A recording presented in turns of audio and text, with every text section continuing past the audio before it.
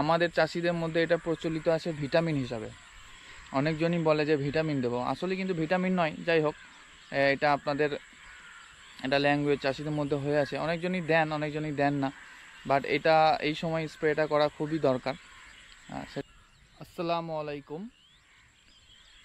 আমন ধান সম্পর্কে কিছু গুরুত্বপূর্ণ আপডেট দেওয়ার জন্য এলাম আজকে। তো আজকের ডেট হচ্ছে অক্টোবরের 8 তারিখ 2025। তো এই সময়ে আমন ধানের কি কন্ডিশন এবং এর কি পরিচর্যা এই সময়ে করণীয়, তো সেইটার বিষয়ে সামান্যতম আলোচনার জন্য আজকের ভিডিও। তো এখন ধানের কন্ডিশন মোটামুটি গাছের গ্রোথ সম্পূর্ণ হয়ে গেছে। তো থোর নেওয়া কমপ্লিট। সমস্ত ধানই যারা আগে পুঁতেছিল, রোপণ করেছিল, বা যাদের বীজের বয়স একটু বেশি, তাদের ধান সমস্ত প্রায় ফুলিয়ে গেছে, বা কিছু 80% মতো ফুলিয়ে গেছে, 50%-এর ওপরে সব কিছুই। বা আর যাদের ধানের রোপণ করা একটু দেরিতে বা বীজের বয়স একটু কম ছিল, তাদের মোটামুটি সবারই প্রায় থোর নিয়ে নিয়েছে। 1 সপ্তাহের মধ্যেই কম বেশি প্রায় ফুলিয়ে যাবে বা ফোলাতে লেগে যাবে। মোটামুটি একদম সব পেটে অবস্থায় থোর, 2 দিন কি 3 দিনের মধ্যেই সব বেরোবে। তো এই সময় একটা খুব মূল্যবান এবং যত্নের প্রয়োজন আছে, যেটা খুবই দরকারি। তো সেইটার বিষয়ে একটু আপনাদেরকে জানিয়ে দিচ্ছি, আমি কি পরিচর্যা এই সময় নিচ্ছি আমন ধানের, সেটাই আর কি জানাবো।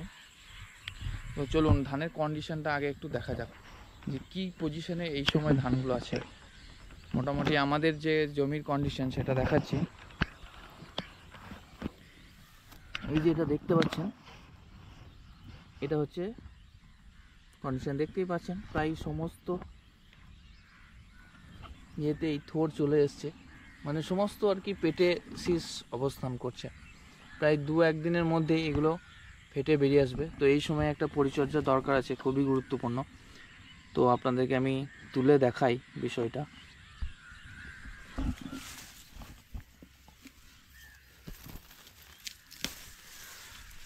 এই যে একটা ধানের শীষ আমি ভাঙলাম, তো আমি আপনাদেরকে দেখাই এর কন্ডিশনটা কি এই মুহূর্তে।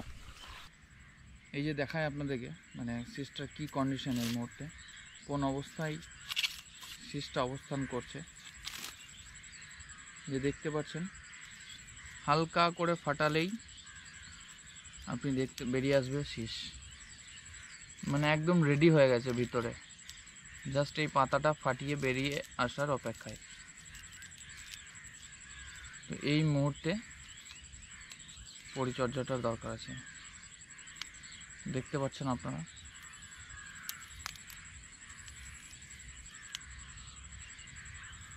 মাশাআল্লাহ একটা বড় ধরনের শীষ হয়েছে।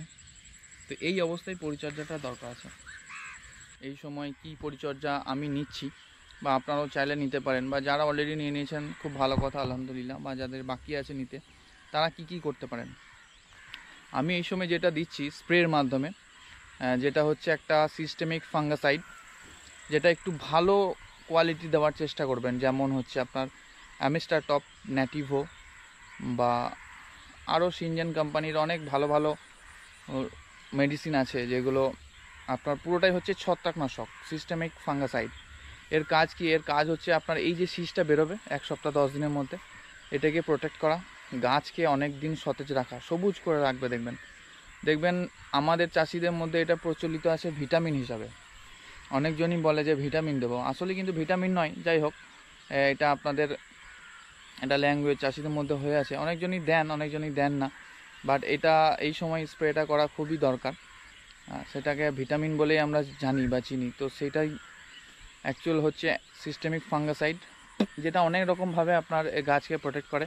আর শোষক অ্যাকচুয়ালি রক্ষা করতে পারবে না।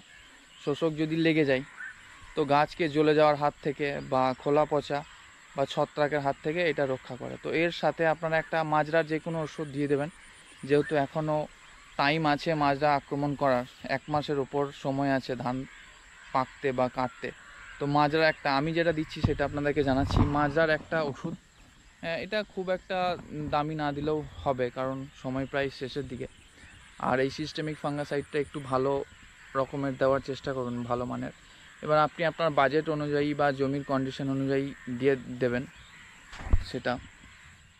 আর এর সাথে যেটা দেবেন, এখন এবছর মাঠে শোষকের আক্রমণ হওয়ার চান্স রয়েছে, তো সেই হিসাবে আমি একটা দিচ্ছি অ্যাসাটা টাটার একটা মানে ডাস্ট একটা পাউডার, যেটা সেটা দিচ্ছি, যে শোষকটা লাগার হাত থেকে রক্ষা করবে। আবার লেগে গেলে কিন্তু ওটাতে কাজ হবে না, তখন আপনাকে আলাদাভাবে স্প্রে করতে হবে, সেটা পরের কথা। শীষ বেরোনোর পর যদি লেগে যায় তাহলে পরে আবার স্প্রে করব, বাট এই মুহূর্তে ওটাই আমি দিচ্ছি। এই তিনটের কম্পোজিশন একসঙ্গে মিশিয়ে আমি স্প্রে করছি। তো আপনারাও এইভাবে করতে পারেন এই মুহূর্তে, বা আপনাদের কাছেও যদি আরও অন্য কোনো ভালো মেডিসিন বা ওষুধের বা পরিচর্যার উপায় থাকে তো সেটা আপনারা কমেন্ট বক্সে জানান, আমি অ্যাপ্লাই করার চেষ্টা করব। একটা জিনিস মনে রাখবেন, আমি কিন্তু কোনো মানে উপদেষ্টা নয়, জাস্ট যেটা অ্যাপ্লাই করছি আমি আমার জীবনে, আমি সেটাই আপনাদেরকে জানাচ্ছি। আসসালামু আলাইকুম।